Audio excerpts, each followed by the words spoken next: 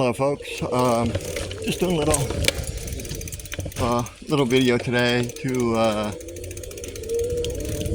talk on the subjects that we normally cover, narcissism. Today we will be discussing stage 3 of a narcissistic relationship, which is the discard phase.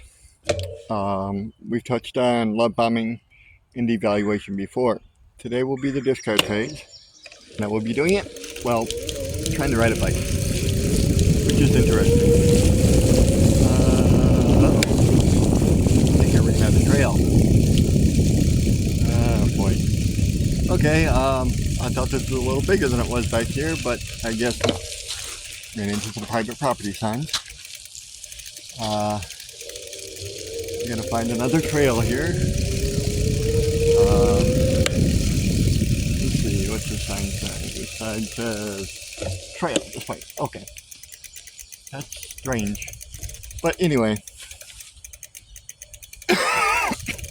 the discard phase is when either you get tired of it, of the narcissistic abuse, or they can't get any more from you. They will discard you or throw you away. Typically by this point they have another source of supply, or they usually get another source of supply while you're in the devaluation phase, and they usually have another one lined up. Mine did. Was a neighbor. Why does that not surprise me? But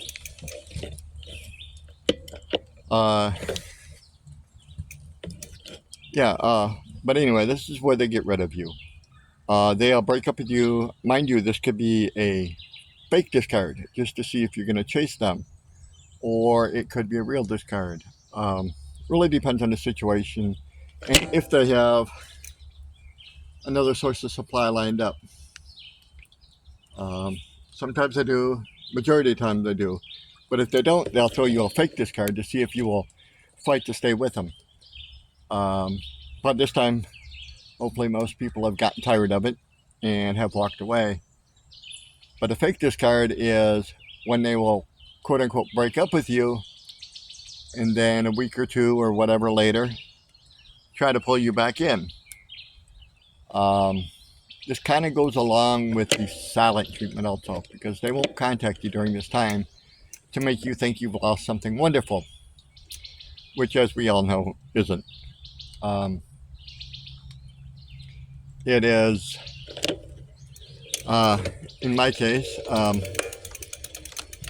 went through several fake discard phases, and finally I had enough. I just said, no more. I'm not putting up with the abuse anymore. I'm not putting up with the gaslighting, the lies, the cheating. I'm not tired of putting up with it. So I finally said enough, and I've stood on that now. When they try to get you back, that's called a Hoover. Don't ever fall for it. Yeah, don't listen to me. I did it multiple times, but don't fall for the Hoover, because it's never going to get any better. In fact, it will probably get worse each time you go back.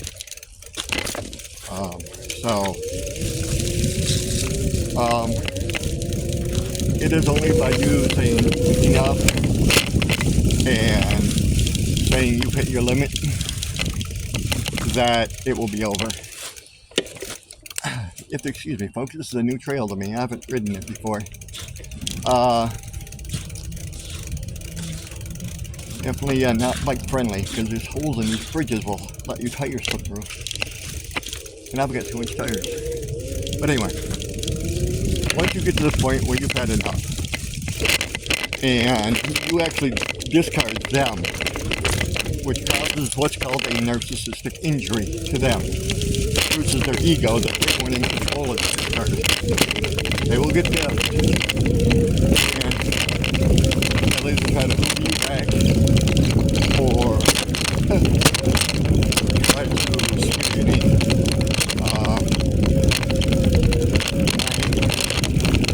Tried to scream my name, but most of the people she tried to do it with know me quite well, and they didn't fall for it.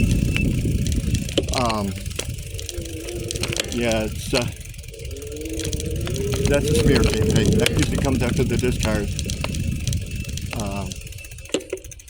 and it is typical for narcissists to do them to discard you means they have control over the breakup, which gives them power, which is all narcissists really want. Got another camera. Patrol these deer running around. Oh, ran into another posted sign. So we're going to say that you discarded them, which is probably your best bet. Because at that point you're done. Now you're gonna have to take time to heal after the discard.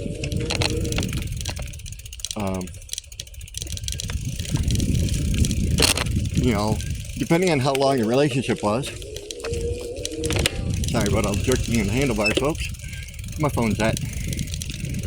But depending on the nature of the discard, it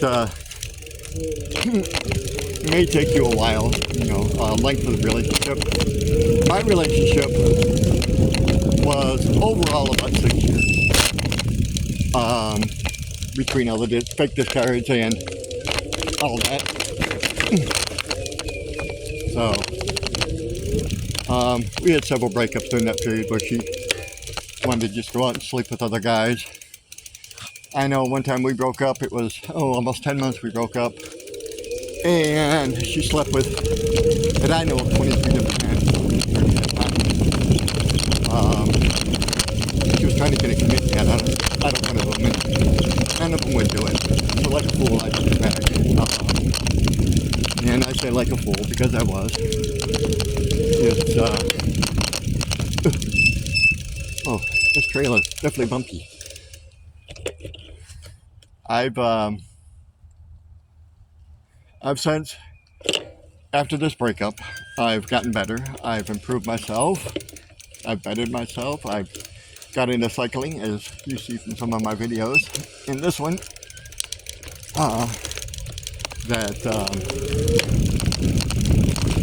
I've lost a lot of weight since the breakup, which has been about 2.5 months now. I've lost 23 pounds, which I'm very proud of. I've also gotten off a lot of medications that I was on previously for pain management, blood pressure, anxiety. I've gotten off all that stuff. So it has helped my health tremendously. I have recently gotten a new vehicle, which I love, by the way. It's something I've always wanted that she would never let me get. I got a truck. I like trucks. She always insisted on me and the dog. I like the dog. Actually, I miss the dog quite a bit. And it was supposed to be cats, but I miss the animals more than I miss her. So it's just been interesting these last couple months. Normally, in a relationship, you want to take a break for as long as the relationship was. I mean, if your relationship is 10 years, you don't have to take 10 years. At that point,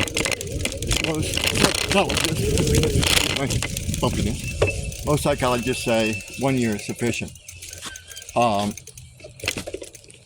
But if it's shorter than that, say it was 6 months, then take 6 months, 8 months, whatever. Um, it for me, this one was only about 2 months. This round, so she expects me to come crawling back, which I'm not going to because I'm tired of the game. I'm tired of the bullshit. I'm tired of all the whoa, gross. All the games that she played, and I know for a fact she cheated on me when we were together, uh, which is one thing I don't tolerate. You know, why I stayed with her that long was more the obligation than anything. Because yes, she did help me out of a tight situation. I felt obligated to her, but I've paid back that obligation many times over. Um, and now I'm bettering myself. I met a wonderful young lady. Um, she's local, and we've gone out on a couple of coffee dates, had a brunch date. We're even out on a bike riding date, which it's wonderful to find a woman that's into bike riding as much as I am. I will do as much as I can, and probably more than I should, uh, on bike riding. Uh, it's my way of de-stressing. I'm out here in nature. It's beautiful. I know you guys can get a canopy shot, but it is beautiful. Let me see if I can get my phone out. I'll give you a little peek around where I'm at. Give me a second. Let me get on my phone case here. Oh, get back here. Look at this. Beautiful. Nice little creek running through. I like it. It's quiet. But yeah, this is what I'm riding in today. It's a little muddy today because it rained earlier, but not terrible. Anyway, trying to get the phone back in. There we go. But it's not actually terrible back here. I have no idea why I've got something across the top of my screen. I have no idea what that is. Oh, it must be the, yeah. That's just top of my case across the top of the screen. Just ignore that. There we go. Let's try this. This might work better. There we go. Yeah, it's gonna be a pain. Snap that up out of the way. There we go. But yeah, you have to let yourself heal from a narcissistic relationship, from a discard. And the best way you can do that is just bettering yourself. A lot of people want to get revenge on a narcissist. But guess what? They don't care. No matter what you do, they won't care. The best revenge you can get on your narcissist is to better yourself. And that's exactly what I'm doing. I'm getting healthy. I've joined a bike riding club. I've gotten into advocacy for cycling. In fact, I've got a meeting tomorrow to talk to the county commissioners board. It is going to be interesting. I've got support from some people, and other people have gotten. But you know what? I'm doing this for me. I would like to get support from more people and establish a rail trail from Auburn to Bay City. That is kind of my goal. But I know money is going to be tight and all that fun stuff. And I know how cities are. They tend to drag their feet. Whether anything goes through on this, I don't know. But you know what? I'm going to do it. I'm going to put in my public input, which is allowed. And I've already sent a letter to one of the county commissioners advocating for this.